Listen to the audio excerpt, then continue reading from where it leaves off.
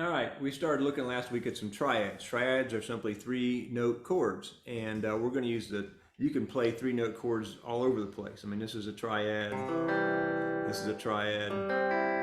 We're going to use the top 3 strings because that seems to be most common, and you can also use them for either rhythm playing or for lead playing. They're handy because they're quick, they're easy to find. It's kind of like the cage system, but you don't have to worry about 3 shapes, because that's the 3 shapes we use most of the time in our triads at the top 3. All right, so let's look at the G chords, 3 different ways to play G using triads at the top 3 strings. All right, if we play here, G4, B and E3, 4, 3, 3. Okay, now I think of that as an E shape because this would be my E. So if I play G1, E and B, B and E open, and then move that up, that would be an F. If I move it up here, it's a G. So I got 4, 3, 3. Okay, my root is on top. So it's the 3rd, the 5th, and the 1st. In any major chord, if you have the 1st, 3rd, and 5th notes of the scale, then that's a major chord. So here we have the 3rd, which is a B, a D, and a G. So B, D, G, and my root is here. So I can find that shape right there, knowing that that's a G note, then that's one of my G triads right there. And again, I think of it as an E shape because it comes off of this. It's the same idea. I'm just going to use my finger to fret it here, because if I was playing an E, the fret would be here, right? So I would be barring it up here. So I just move it up here, 4, 3, 3. That's a G. All right, so that's a G major with I think of an E shape or an F shape if you want, but I think E shape triad. Okay, now let's find another triad. Let's come up here to the 7th fret.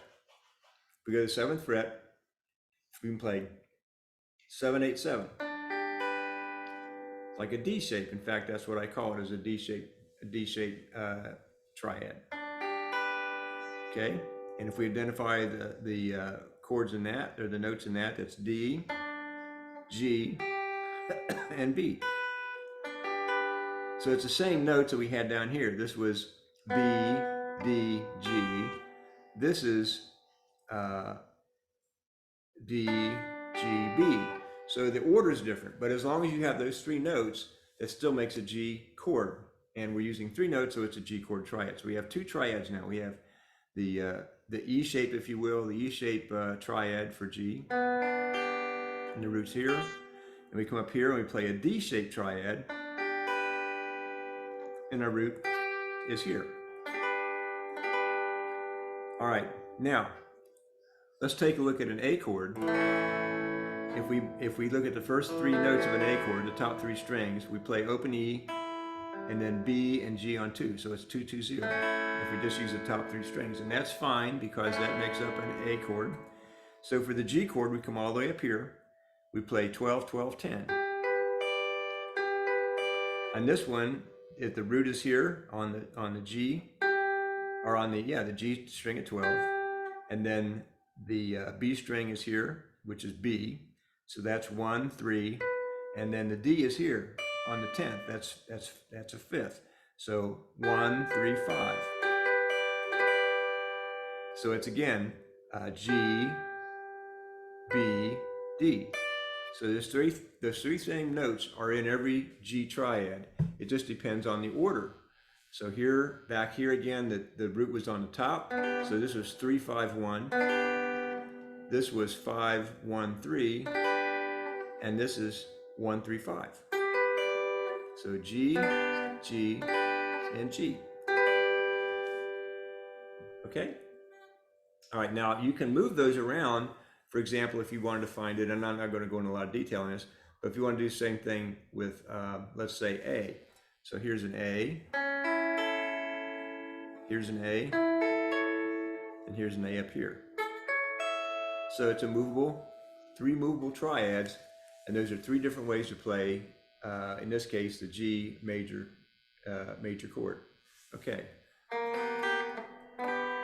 Now, how is this helpful? Well, you can use this. Sometimes you want to play just a part of a chord. You don't want to play the full chord. So sometimes the G chord is just too much. So you can play this. Okay. So you can use this the three note chord, and it'll sound fine for a lot of things that you want to play. It's also good for leads. So if I'm playing out of here and I'm playing in the G major pentatonic, right there's my G major pentatonic. If I'm playing in the A G major pentatonic up here,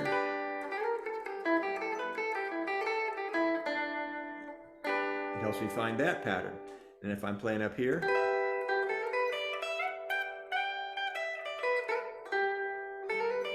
so I can use that pattern to help me play, or I can use that to fill in when I play some of those leads up here.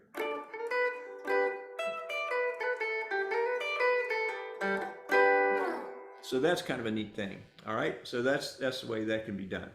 So now let's look at some ways we can use the triads and how, for example, there we're using some songs.